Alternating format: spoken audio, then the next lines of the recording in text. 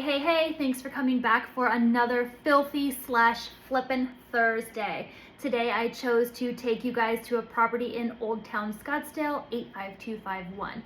This property is a really good investment right now because the whole property is undergoing a patio repair project, which means the property is unwarrantable, cash only, until this project is complete, which means values of this property have dropped about $100,000 since this time last year, which means it's a really good time to buy in here. As you can see behind me, the condo community runs along the Continental Golf Course. You can literally step outside and hit some golf balls. There are two really big pools in this community, both heated during the winter. This community has a private fitness center for its residents. Nice landscaping.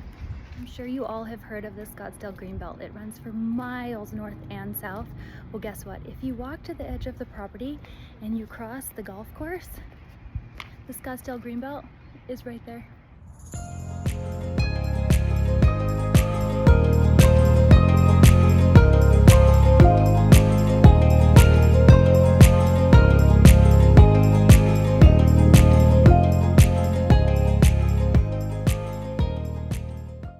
Thanks for coming back for more of Flippin' Thursday with Pamela Hobbs Real Estate.